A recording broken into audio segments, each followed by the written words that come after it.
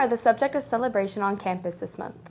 And a look inside the athletic training room at EHS and the important healing it provides. Hello and welcome to KEHS. I'm Henry Crane. And I'm Nina Lang. Thanks for joining us on this edition of KnightVision News.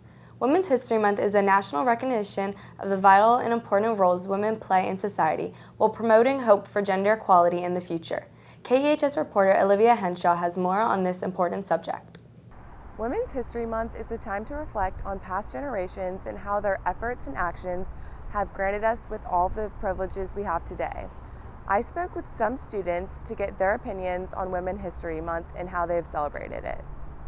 Women's History Month is a month that we use to celebrate and honor the many women who have made a difference in the world and in America. We are doing a lot of really exciting things. One of the things is that we have set out a ton of books all written by amazing women authors.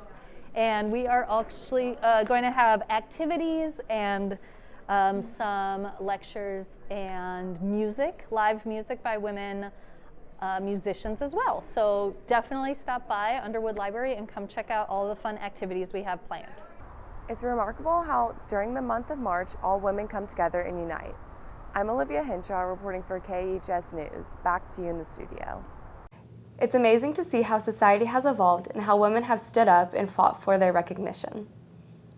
When we come back, KEHS goes into the training room to get a unique perspective on the vital health support for the athletics pillar.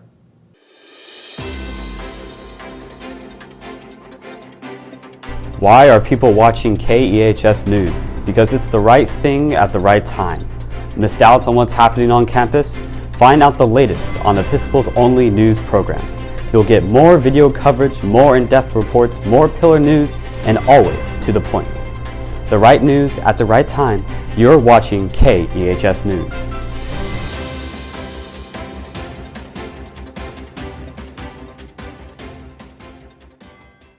The training room located in the Hildebrand Athletic Center is the spot where all student athletes can look to recover from injuries and find treatments they need to excel in their sports.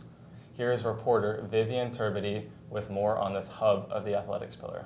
In the training room, Coach Klinkerman and Coach Taylor offer a variety of treatments for any injury, including wrapping ankles and wrists, ice baths, muscle stimulation, and more. We take care of all the athletes from different sports, and as well as, I see, just kids from dance and, all over the school really, but, just injuries, things that, probably don't necessarily need to see a doctor. We treat a lot of those, and then also do some referrals on those.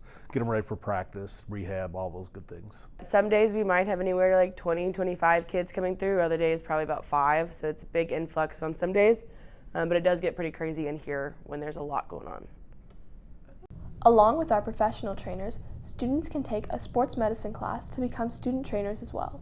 I loved being a student trainer. I did it with a few of my friends, so it was really nice. And I also took the sports medicine class, so I learned a lot of things that really helped me to be a trainer. And so I got to be on the sidelines of the football team, which was really fun. And I got to learn all about the body and injuries, and yeah. Every athlete visits the training room at least once per season, but some athletes, like Margaret Ann Creek, come in here every single day.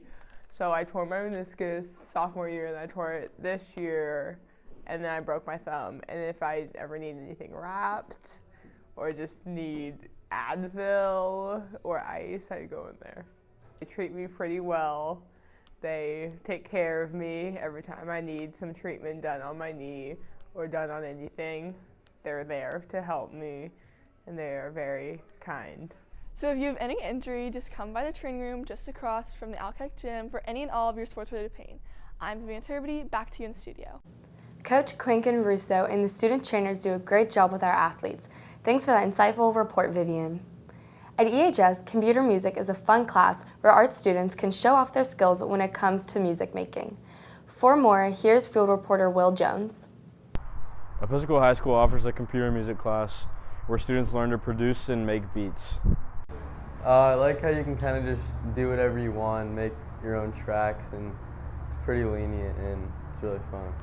I like making the trap beat. That's pretty cool. Yeah, I think it's a great elective choice and really fun. making creative beats and editing those beats and finding different ways to make the beats creative. The lo-fi track projects where you make like a chill beat that you can like vibe to. Yes, I would greatly recommend it. It's lots of fun. You can make lots of cool beats, especially if you're into music. I'm Will Jones reporting for KEHS News. Thank you, Will. This week, our engineering team at EHS completed a magnificent project for our newly renovated library. Let's join my co-anchor, Nina Lang, with the story. I'm Nina Lang for KEHS News, and this week we're covering the new table inside of the library. So this table, we call it the library quote table, is actually kind of an homage to our shout out to our English department. So what we did was we got all of the English teachers to submit quotes from their favorite books, their favorite quotes from their favorite books. And what we did was we created this 20-inch by 20-inch layout where we put the quotes around the outside of some Episcopal branding, right? So it's got the Knighthead, it says Episcopal High School on it, and then they're oriented in all four directions. So in order to read all of them, you actually have to physically walk around the table to read all of them. So this was originally an idea from our librarians. So Ms. Hall had an idea that we needed some of these small tables in these different spots around the library as we were doing our library redesign. And we decided, hey, why don't we take a little extra time and use some of our equipment here at school to where we can actually create some of our own furniture. So from start to finish, the actual making of the table, the design part took, I would say, a couple of hours. And then the actual building of the table probably took about a week. And the reason it took a week is that the shiny surface on the top kind of looks like glass, but it's not glass. It's actually a two-part epoxy. It gets poured on the wood, and when it hardens, it has the look of glass. That takes 72 hours just to cure that part. That's the very last step, though. So the beginning was just a blank piece of wood, and we loaded this into our laser cutter upstairs in innovation number 1. And we laser cut, we engraved all of the quotes and the Knighthead and everything. So that part, the actual laser etching part, took about, I want to say about 45 minutes for the machine to etch it. And then when it was done, it kind of has burn marks all over it, so it has to get sanded down, and then it has to be sealed with a really thin coat of epoxy.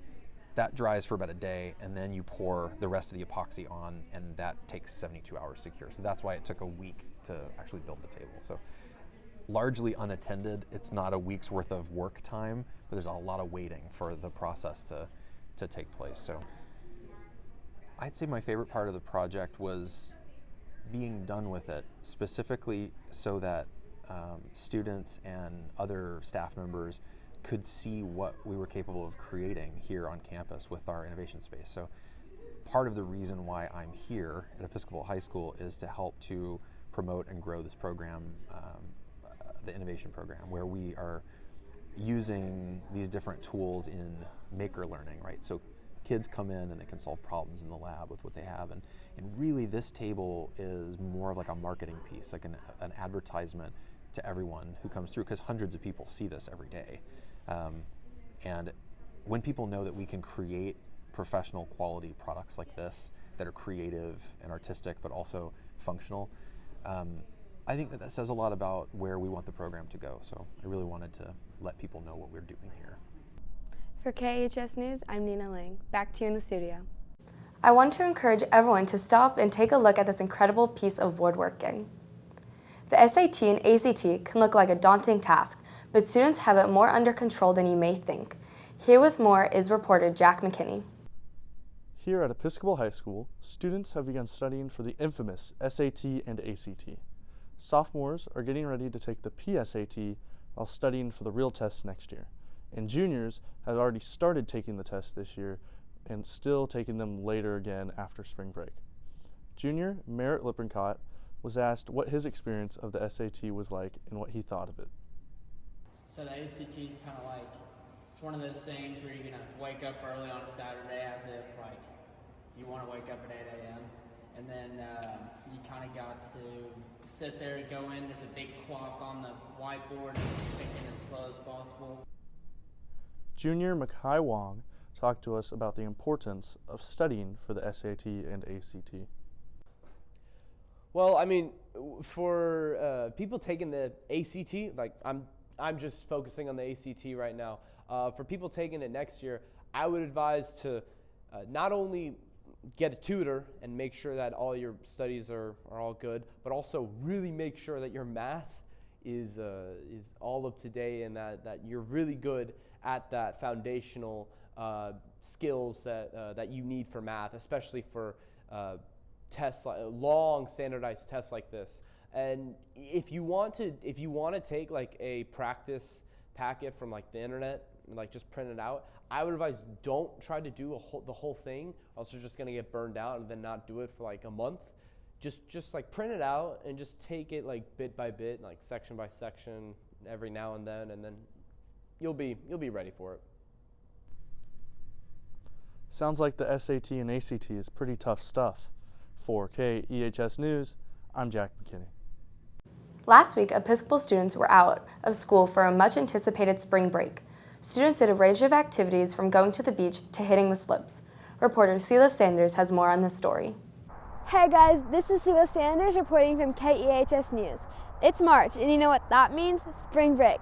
This past week, no students have been on campus because they've been traveling all around the country. Let's go see where students have been and what they did. During spring break, I went to the rodeo and a carnival concert with my friends. I went snowboarding with some friends and my family. Went to the rodeo, watched March Madness, and then chilled with my girl. I mean, it was chill. My sleep schedule was kind of like messed up. I was waking up like early.